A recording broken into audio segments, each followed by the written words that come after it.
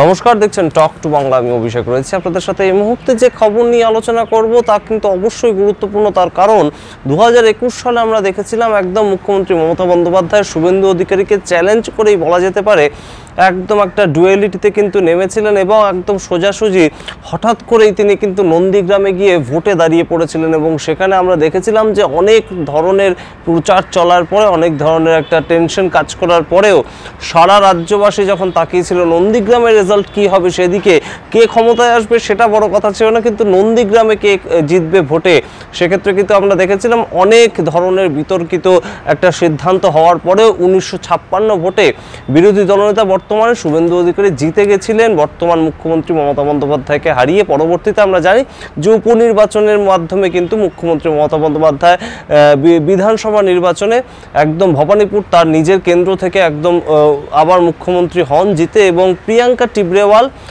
বিজেপির হয়ে সেখানে প্রতিদ্বন্দ্বিতা করেন মুখ্যমন্ত্রী মমতা বন্দ্যোপাধ্যায়ের এগেনস্টে, এবং সেক্ষেত্রে প্রায় 59,000-এর কাছাকাছি ভোটে কিন্তু প্রিয়াঙ্কা টিবরেওয়ালকে হারতে হয় 2021 সালে। সে তো গেল 2021-এর গল্প, কিন্তু 5 বছর প্রায় কেটে গিয়েছে এবং আর 1 বছর মতন বাকি আছে বিধানসভা ভোট হতে 2026-এ, এবং সেইখানেই কিন্তু আবারও একটা কনফ্লিক্ট, তার কারণ আবারও কি মুখোমুখি একটা লড়াই হতে চলেছে বর্তমান বিরোধী দলনেতা এবং বর্তমান মুখ্যমন্ত্রীর মধ্যে। তার কারণ নন্দীগ্রামের প্রসঙ্গে এবার শুভেন্দু অধিকারী কিন্তু সরাসরি বলে দিয়েছেন ভবানীপুর মনে হচ্ছে তার কাছে আরও ইজি হবে।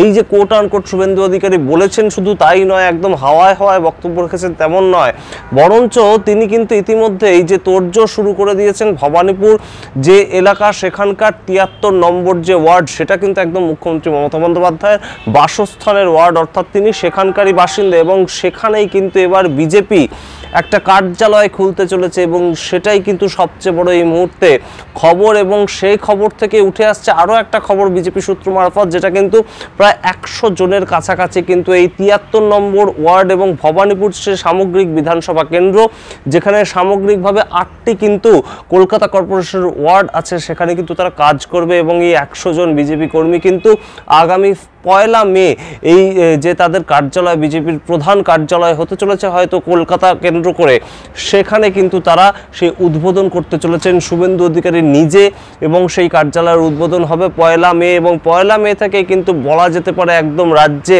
বিধানসভা ভোটের দামামা বাজতে চলেছে, এবং হয়তো বিজেপির কলকাতাকে কেন্দ্র করে একদম ভোট রাজনীতির এপিসেন্টার হতে চলেছে ভবানীপুরের 73 নম্বর ওয়ার্ড। তার কারণ মুখ্যমন্ত্রী যে ওয়ার্ডে বসবাস করেন ঠিক সেই ওয়ার্ডেই একটি ঘর ভাড়া নিয়ে কিংবা একটি ঘরের নিচতলায়, কোনো বাড়ির নিচতলায়, সেখানে কিন্তু এরকম যে একদম সরাসরি শুভেন্দু অধিকারী এসে একটি নতুনভাবে বিজেপির কার্যালয় খুলছেন, সেটা কিন্তু একদম যে কোনো উদ্দেশ্য ছাড়া হঠাৎ করে একটি নতুন কার্যালয় খোলা হচ্ছে তেমন কিন্তু নয়।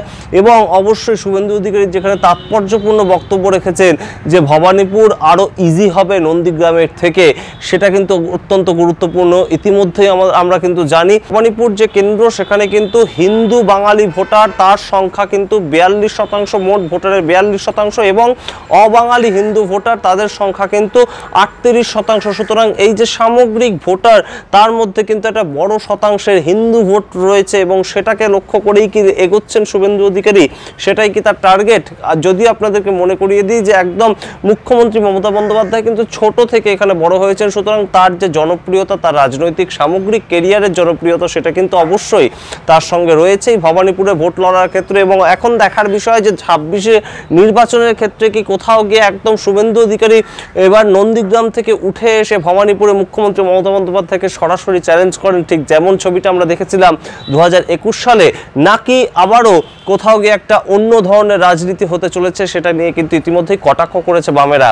আমরা ইতিমধ্যে আপনাদের আরও একটা খবর জানিয়ে রাখি যে 2024-এর যে লোকসভা ভোট হলো, সেই জায়গা থেকে দক্ষিণ কলকাতা কেন্দ্রের মধ্যে পড়ে ভবানীপুর বিধানসভা, এবং সেই ক্ষেত্রে কিন্তু যদি একদম পরিসংখ্যানের ভিত্তিতে আপনাদের জানাই, তাহলে কিন্তু আমরা দেখতে পাবো যে ভবানীপুর বিধানসভা কেন্দ্রের যে 8টি কলকাতা কর্পোরেশনের ওয়ার্ড রয়েছে, সেখানে কিন্তু 5টি ওয়ার্ডেই বিজেপি জয়লাভ করেছিল এবং 3টি ওয়ার্ডে কিন্তু তৃণমূল কংগ্রেস জয়লাভ করেছিল। এবং যে 73 নম্বর ওয়ার্ডে একদম মুখ্যমন্ত্রী মমতা বন্দ্যোপাধ্যায় থাকেন, সেখানে কিন্তু 2024 সালের ভোট পার্সেন্টেজের নিরিখে তৃণমূল কংগ্রেস যে দলের প্রতীকে লড়াই করেছিলেন মালা রায়, তিনি কিন্তু মাত্র 279টি ভোটে এগিয়েছিলেন এই 73 নম্বর ওয়ার্ড থেকে। সুতরাং একটা জমজমাট লড়াই কি আবারও দেখবে পশ্চিমবঙ্গ?